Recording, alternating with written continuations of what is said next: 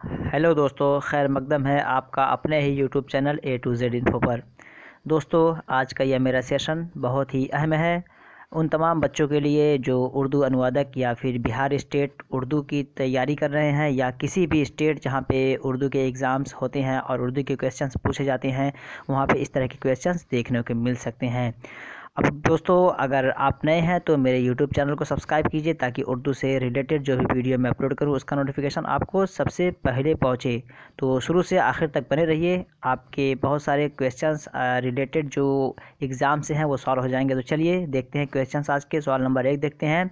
झेल में इसमें ज़र्फ़ की मिसाल चुनिए। कह रहा है झेल में इसमें ज़र्फ़ की मिसाल चुनिए। आपके ऑप्शंस अलिफ में दर्स, बा में दरसगाह और जीम में तदरीस, दाल में उस्ताद। तो इसमें ज़र्फ़ दोस्तों हमें समझने की ज़रूरत ये है कि जहाँ पे कोई काम किया जाए, यानी उससे एक जगह का बोध हो, किसी जगह के बारे में पता चले। अगर किसी जगह के बारे में पता चले और वहाँ पे कोई काम हो रहा हो तो उसे हम इसमें ज़र्फ़ कहते हैं। तो ऐसा जो आपके ऑप्शंस दिए हैं उसमें किसमें है, तो वो आपका है दर्सगाह, यानी पढ़ने की जगह, पढ़ने पढ़ाने की जगह। तो ये दर्सगाह है जो दर्स देने की जगह है, तो यहाँ पे जगह का माना पाया जा रहा है। तो सवाल नंबर 1 का बा सही हो जाएगा, राइट ऑप्शन। सवाल नंबर 2 देखते हैं। सवाल नंबर 2 में कह रहा है दर्ज झेल में फ़ेल हाल की निशानदही कीजिए। दर्ज झेल में फ़ेल हाल की निशानदही करनी है आपकी कि जो जुमले दिए गए हैं उसमें से फ़ेल हाल कौन सा है।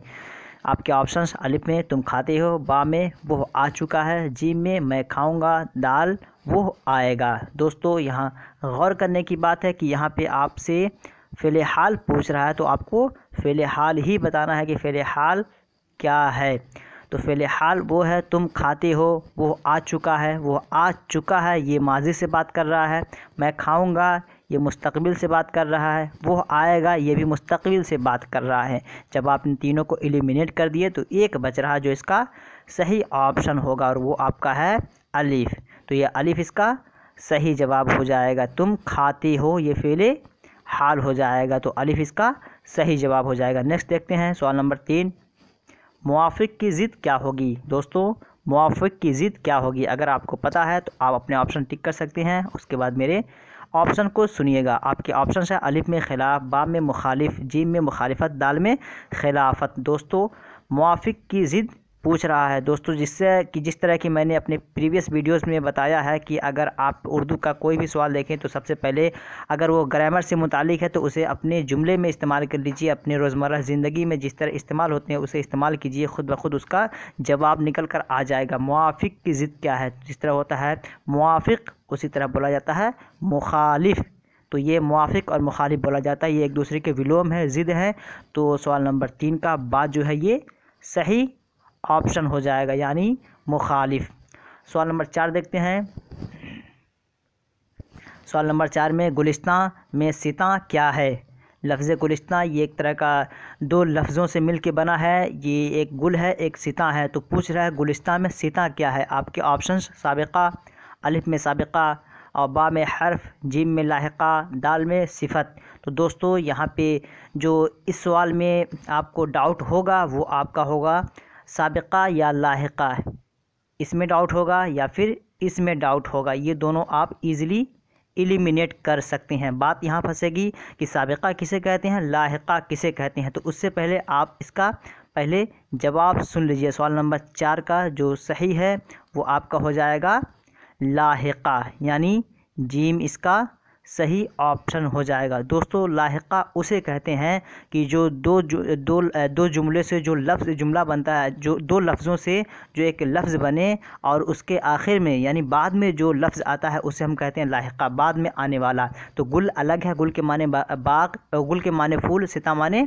जगह, फूल की जगह। तो ये सिता जो है बाद में आ रहा है, इसी वजह से हम लाहिक़ा कह रहे हैं। और साबिक़ा कहते हैं कि जो लफ्ज़ जिस लफ्ज़ से माना ज़्यादा हो या दो लफ्ज़ों का बोध हो उसे हम कहते हैं साबिक़ा। जिस तरह बेईमान, तो बेईमान का ये जो लफ्ज़ आपका है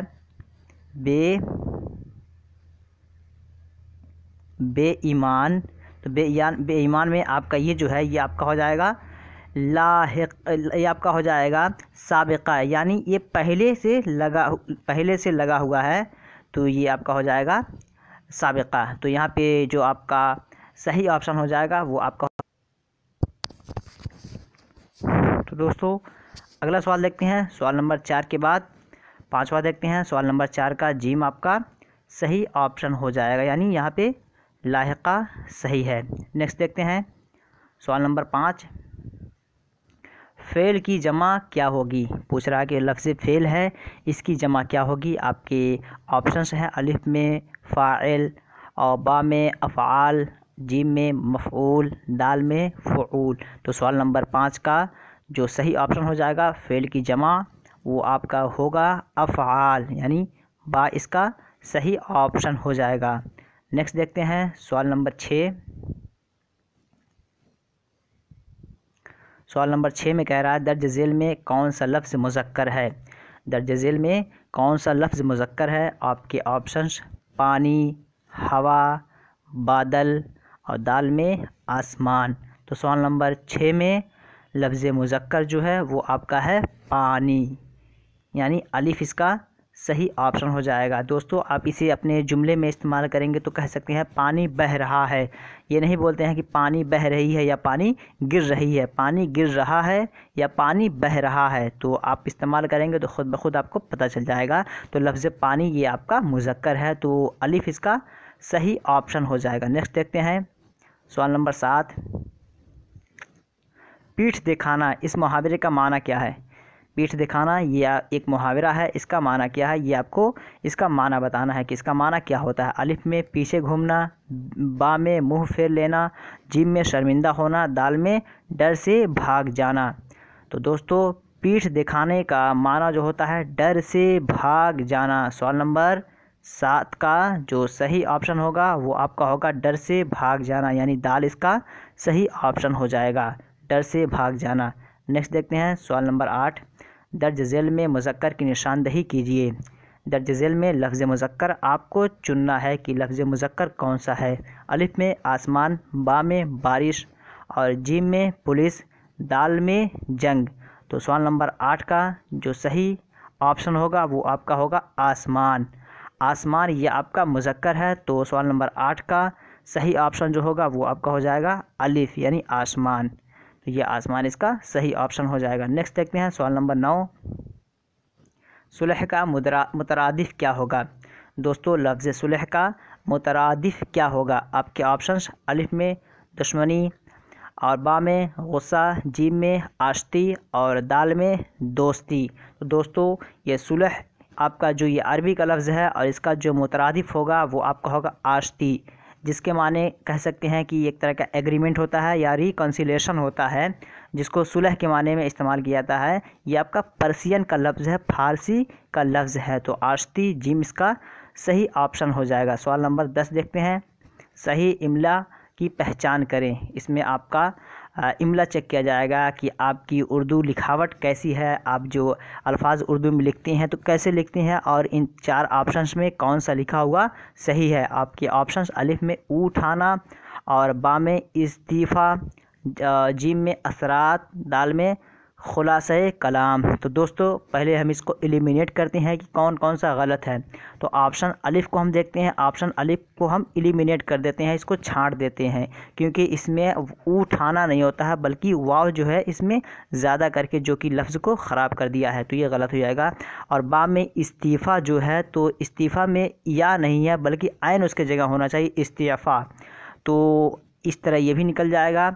और असरात जो है ये आपका सही है, ये असरात जो है ये आपका सही है। और खुलासे कलाम में ये खुलासे में जो सीन है इसके जगह स्वाद होना चाहिए, तो ये आपका निकल जाएगा। तो इस तरह आपका असरात जो है सही ऑप्शन हो जाएगा। तो सवाल नंबर 10 का सही ऑप्शन आपका है जी।